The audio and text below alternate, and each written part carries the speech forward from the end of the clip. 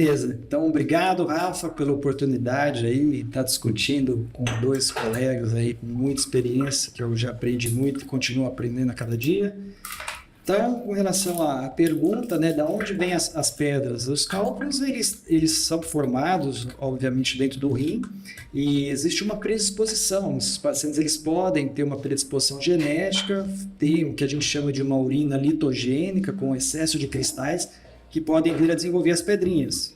Além da questão genética, tem também questões ambientais, alimentares, que também vão ajudar esse indivíduo a formar os cálculos renais. Então, de modo geral, tem a questão genética e questões aí dietéticas e ambientais. Eu sempre divido isso, não sei se vocês gostam do jeito que eu explico para os pacientes, que eu gosto de falar que são 4 fatores assim, que a gente pode ter, né? Exatamente o que o André falou. Um deles, o genético, né? Esses fatores que a gente nem sabe exatamente quais são os fatores causadores daquilo, né? Então, o que geralmente assim, tem o meu pai ter, minha mãe ter, né? Então, esse é um dos fatores.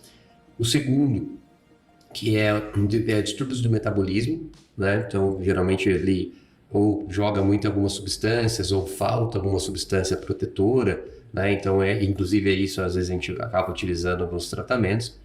A terceira coisa, e essas duas coisas, a primeira a gente não tem o que fazer, a segunda a gente já tem que fazer, né? A gente tem como trabalhar em cima disso. Depois são os erros alimentares, né? Hoje a gente come muito errado, então para a formação de cálculo, depois queria que vocês comentassem um pouquinho a questão da alimentação. E por último, a questão do formato e da posição do rim, né? Também, dependendo como o rim, uma curiosidade é assim, o rim, quando a gente está lá na barriga da nossa mãe, ainda ele está lá na pelve, ele está lá embaixo.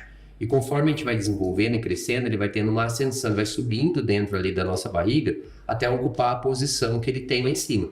E nesse caminho, ele tem que ir tendo algumas rotações, algumas posições. Dependendo se ele fez isso da maneira adequada, ele facilita o xixi passar. Se ele fez a posição errada, isso dificulta o xixi descer, né? E isso acumula mais cristais e forma mais pedra. Né? É uma explicação bem mais completa. Eu gosto muito de resumir as coisas, assim, principalmente para o paciente. E deixar a coisa um pouquinho mais acessível. Assim, eu costumo falar que os cálculos renais, eles vêm do distúrbio metabólico herdado. Tá? A imensa maioria vem do distúrbio metabólico herdado. Então, é muito raro um paciente chegar com cólica ou com cálculos renais sem ter um histórico familiar. Tá?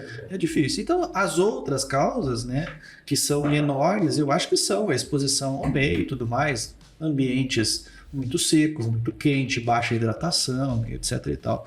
Mas mesmo assim, eu tomo um exemplo por mim mesmo. Eu sou um péssimo bebedor de líquidos, né? Eu não bebo líquido. Eu acho que a primeira água que eu tô bebendo é essa aqui, hoje. Né? Famoso casa de ferreiro. E aí muitas outras Exato. E muitas outras pessoas não têm esses hábitos, têm hábitos errados, como o meu, que não formam pedra.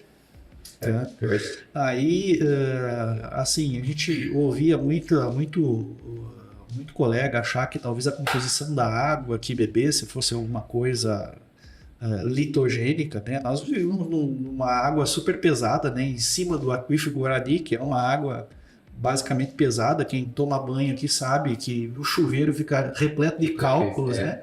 E isso não é um fator de risco para litíase, né? Porque existem as substâncias inibitórias, né?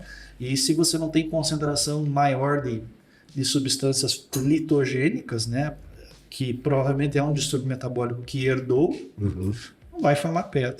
Ou seja, substâncias que causam e substâncias que protegem. Exato. Né? Então seria esse equilíbrio, esse desequilíbrio entre isso.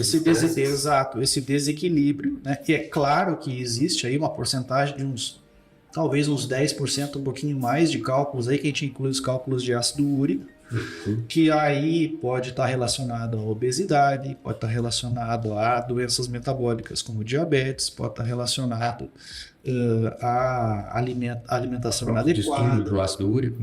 Distúrbios do ácido úrico. Do ácido úrico. E aí você tem uma condição que não foi herdada propriamente dita, e sim adquirida, né?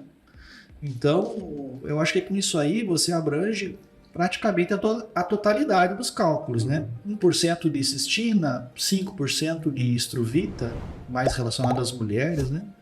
Então, que são geralmente relacionadas a infecções urinárias, né?